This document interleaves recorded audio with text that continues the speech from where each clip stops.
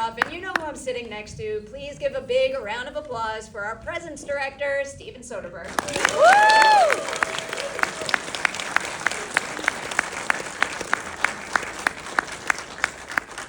Much to discuss. I actually wanted to bring up something that you mentioned in our last Q&A about your mother being a parapsychologist, because I find that absolutely fascinating. Is there anything that you picked up from her that we can see informing your work in this finished film? Yeah. That's the weird thing, is sometimes you work on a project and finish it, and only in the talking about it do you begin to excavate what motivated you to be interested in it.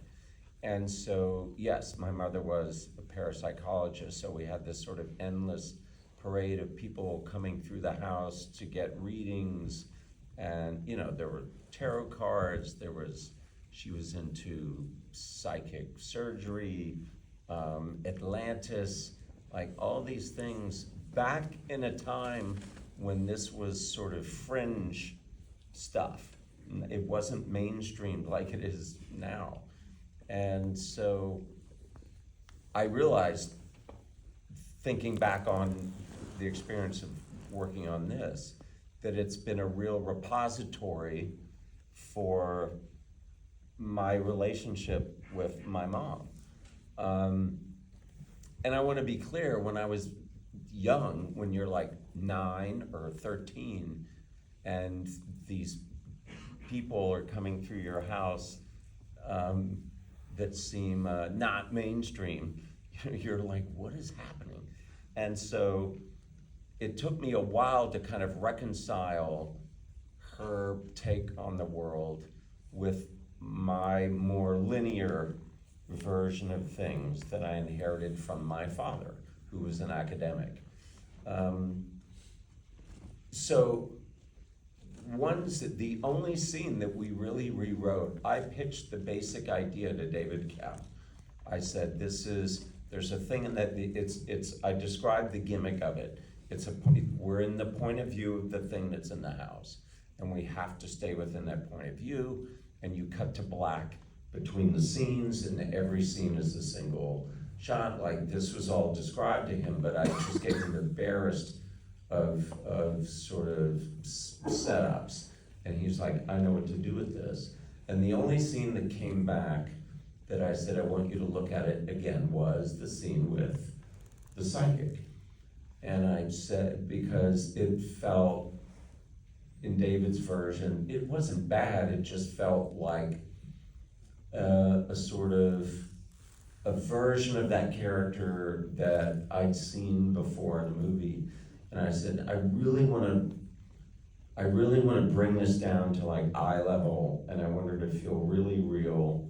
This is a woman, I said, she's taken time off her job to come here during lunch to do this. She doesn't want to do it. She doesn't make money doing this. She's not a professional.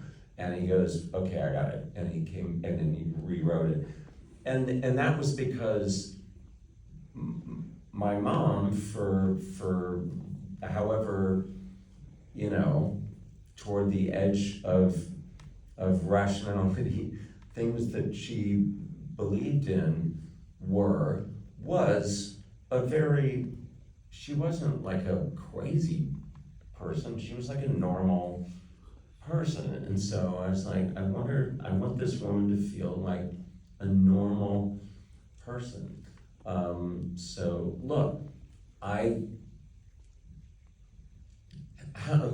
love doing show of hands questions, as you know.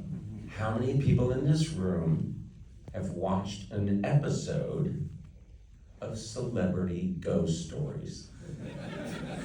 All right, well, that's not enough. That's not even near enough. Your task, you go find out where this stuff's living. I think it's on Bravo or Discovery. Anyway, you've got to see this. You've got to see this stuff. These people, you can tell something happened to them. And the comedian Jeff Ross has one of the most harrowing episodes of Celebrity Ghost Stories, remember that name? And I bumped into him at a restaurant here once, and I was like, dude, I saw your episode, and you literally, like, he flushed, and he was like, that was life-altering. Like, that was terrifying and life-altering, and you could tell, like, this guy's not making this up. So I stayed once in a bed and breakfast that was notorious for being haunted. I didn't have that experience. You know, we had this house sitter at our house here that said she saw something, saw a woman in our house cross from the bathroom to the bedroom.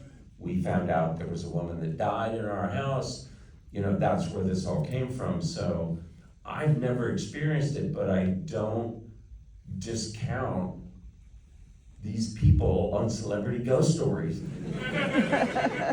telling these incredible tales of their experiences. So I don't know. I mean, David Koepp would tell you, well, isn't that hopeful? You know what I mean? Like, if they're out there, like, isn't that hopeful? So maybe there's not an end. I don't know.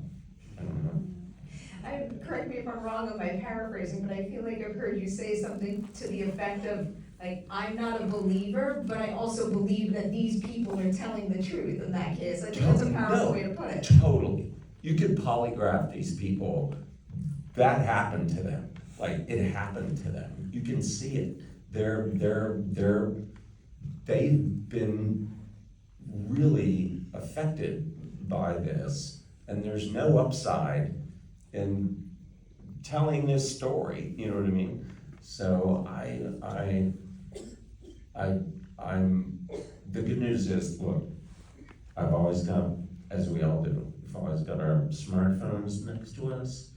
If something happens, I'm gonna make sure I capture it, you know, but I will say, in our house, where our house sitter saw this woman, I've never felt, we call her Mimi. I've never sensed Mimi around me. I think my internet searches have scared her off. And so, you know, I don't go to bed at night worried that she's gonna appear. That would be amazing. I have so many questions for Mimi. I think something like that would be amazing, but I know the second that I say that, and ultimately it happens to me, I would regret it. Here's my excellent segue into talking about the filmmaking here. I believe it happens to this family because they're all so incredible. I can talk about casting directors all day long. In particular, when that casting director is Carmen Cubo, who's one of the best of the best. I'll give you a two-part question about her. What is something about her eye and the way she casts films that you like and keeps you coming back for more, but also can you tell us a unique challenge you two encountered casting presence? Well, it's casting mistakes are fatal, is the thing.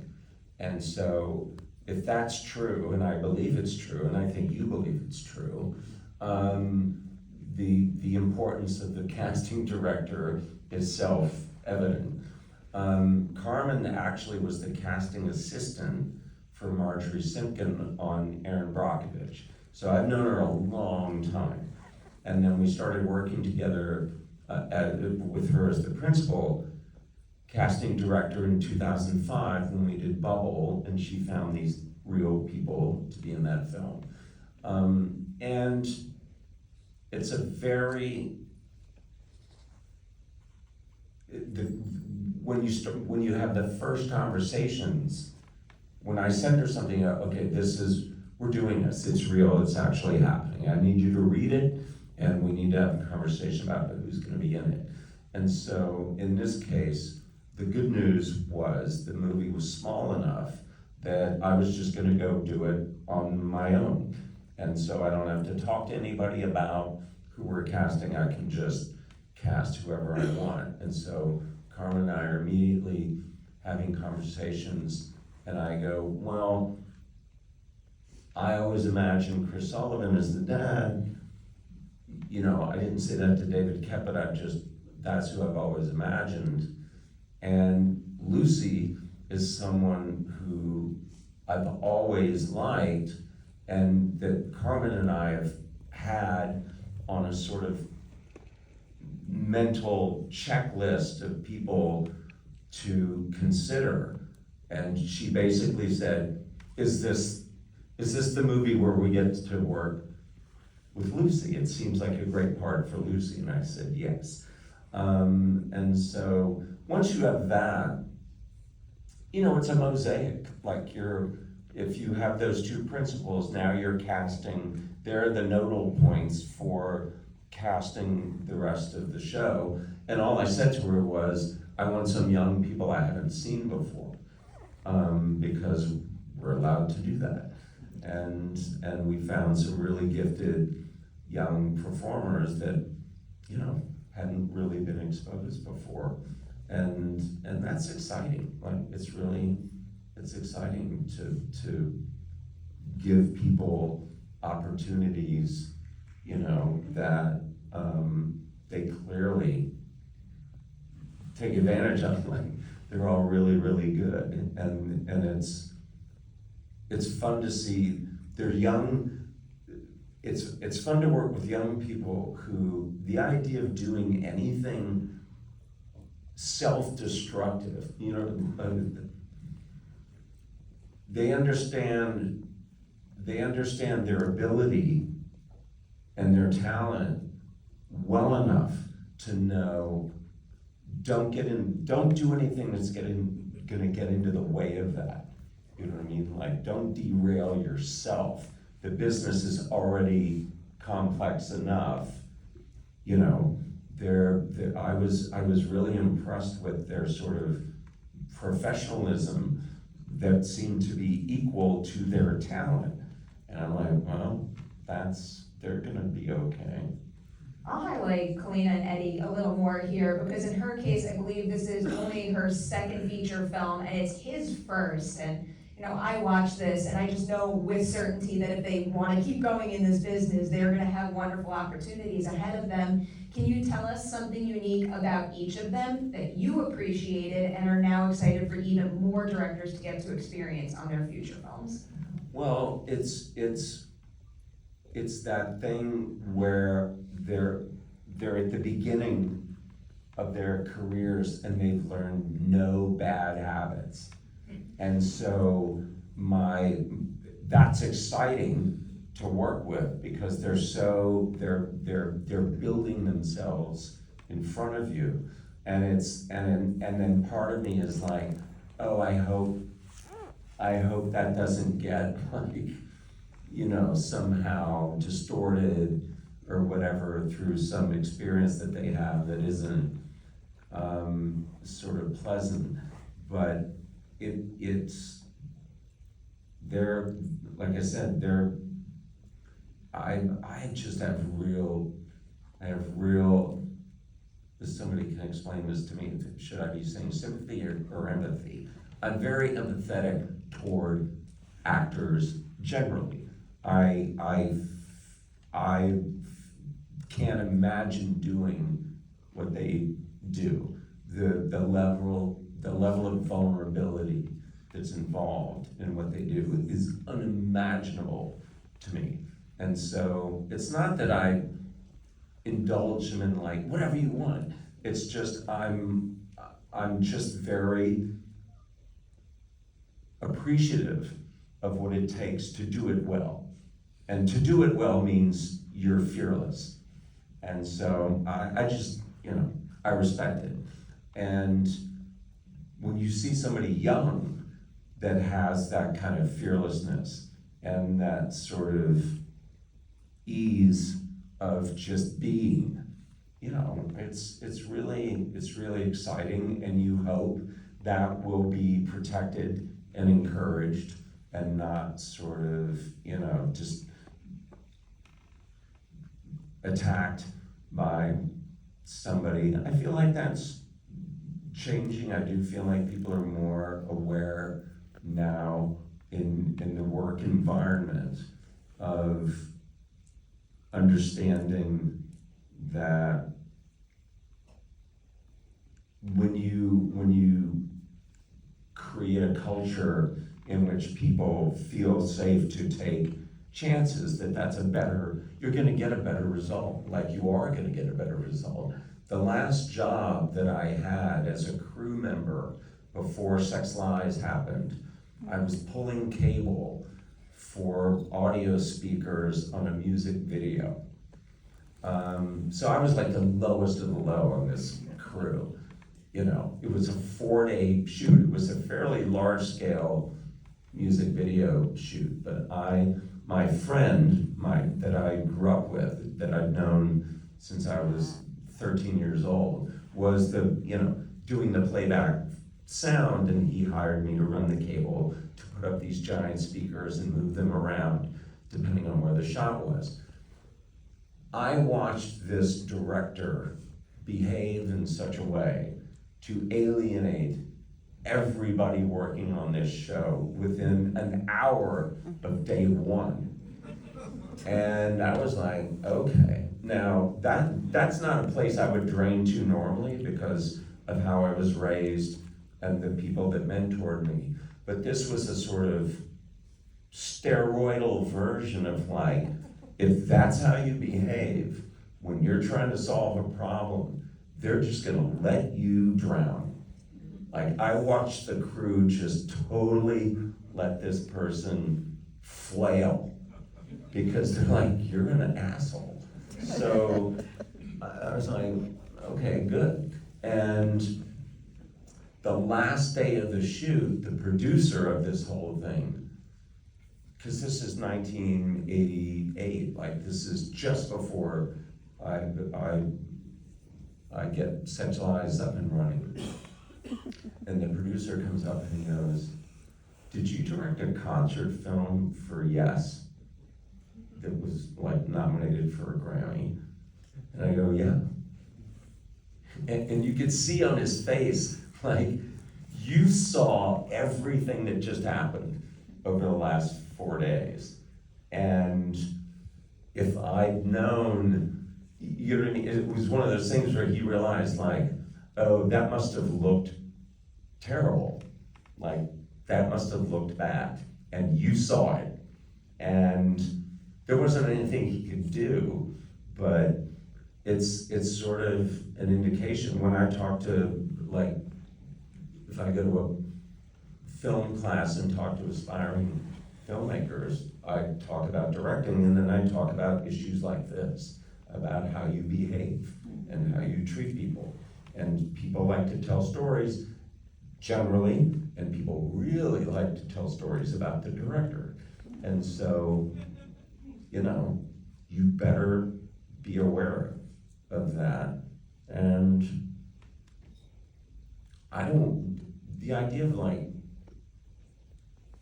people dreading going to work with me, like, what the hell is that?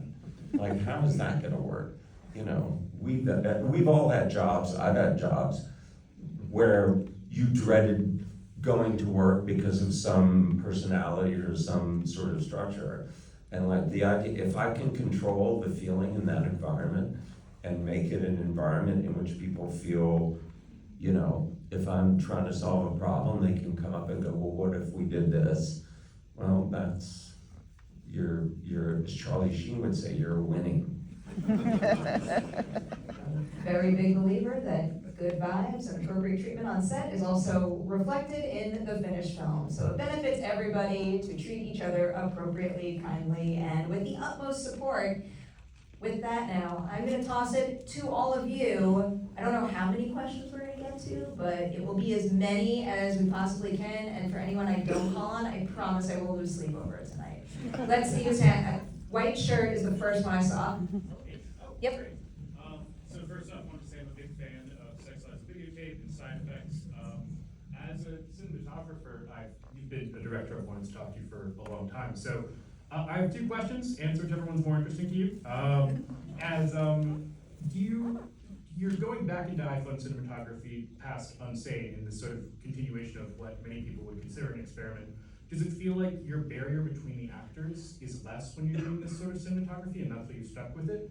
And my other question is, I really enjoyed just how locked in and diegetic the perspective, how clearly that point of view was, all the way to the very end when it rises up. But I was surprised as the film continued to hear just how clean and crisp all of the sound was, you know, like somewhat to a degree ADR. I believe I heard, tell me if I'm wrong, but I was wondering if you ever, or if there was ever any point in this movie's production where the sound was going to be more directly based on what's within the immediate vicinity and would sort of drop off on like a more realistic, if not more movie style soundscape. Thank you so much for your time. Thanks. No, I'll answer the second one first. No, I specifically, there's no ADR. I have to, Tom Varga, who I've worked with multiple times, and I had a conversation about this. It was just my taste, was that the presence had very good hearing. That was just I'm like, there's no justification for it other than I'm like, it can really hear shit. So the only other thing that busted takes beyond me making a mistake as the operator was when Tom would say, that was not a good take for sound.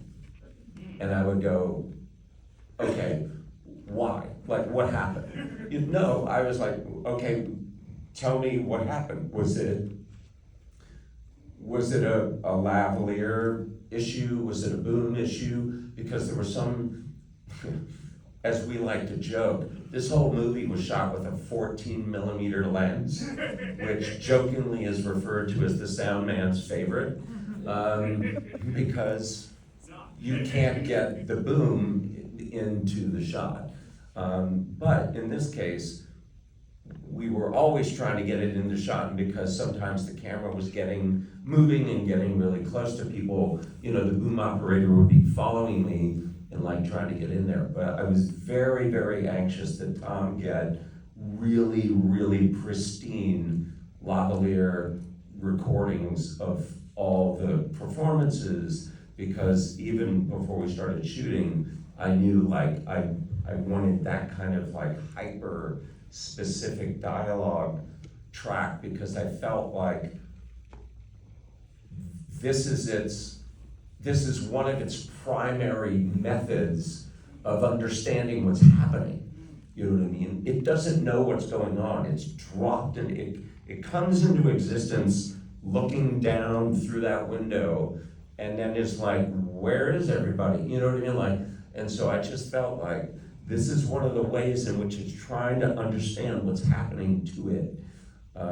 So we went sort of stylized. It seemed appropriate because the visual scheme is so stylized to go very stylized with the sound. And what was your first question?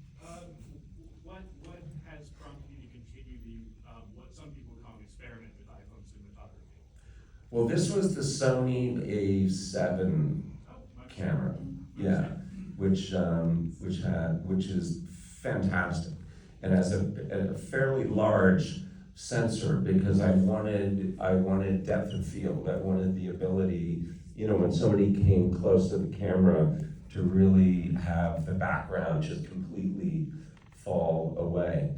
And you know, what a great piece of technology. It allowed me to get into, there's no version of a film camera in which I could have gotten into the situations that I needed to get into as an operator, to tell the story.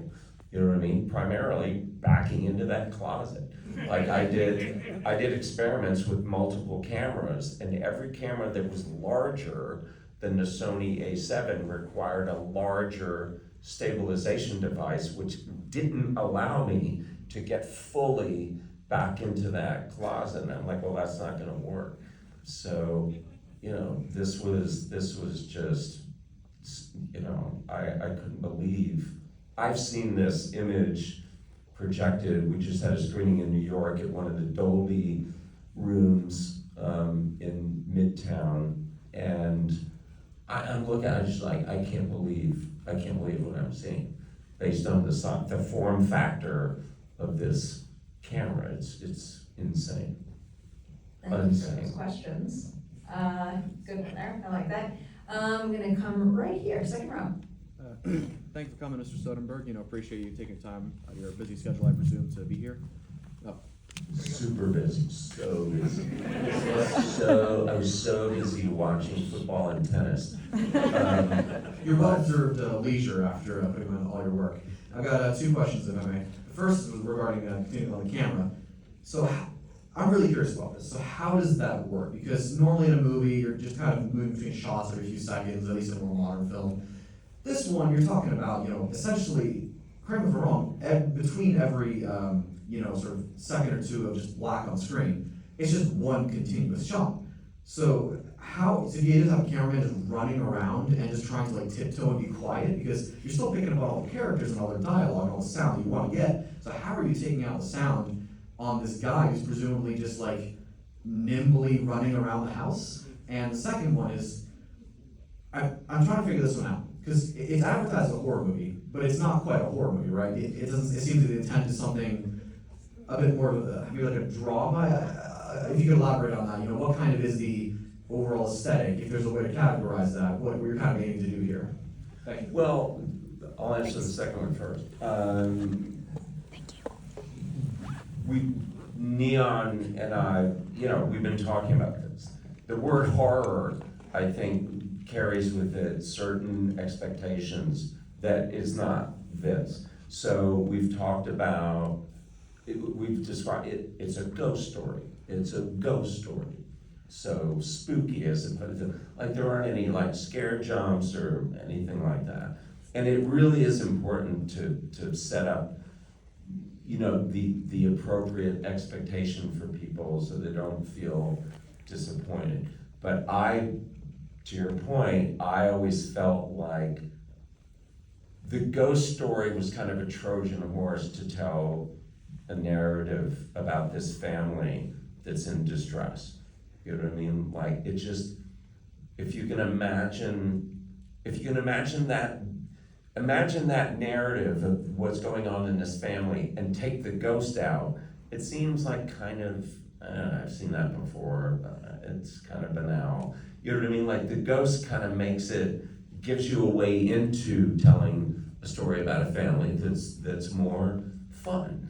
I'm the camera operator. I'm operating the camera. I'm the guy running up and down the stairs with these slippers that have like grips on the bottom of it to try and be quiet.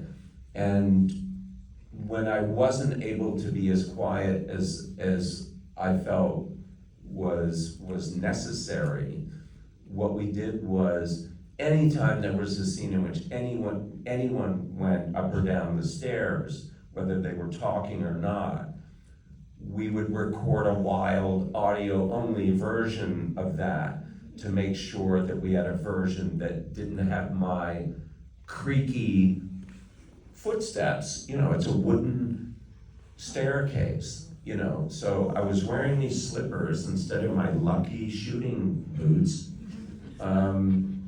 to try and be as quiet as possible. But there were occasions where it just was unavoidable, so we would record a sort of audio-only version of it without me going up and down the stairs, and the sound editors would splice that in to make sure that you never heard me, on the stairwell, because that's the sort of critical, you break the spell of that and you have a problem.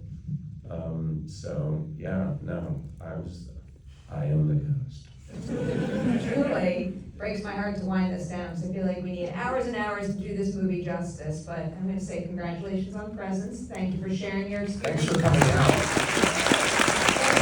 out.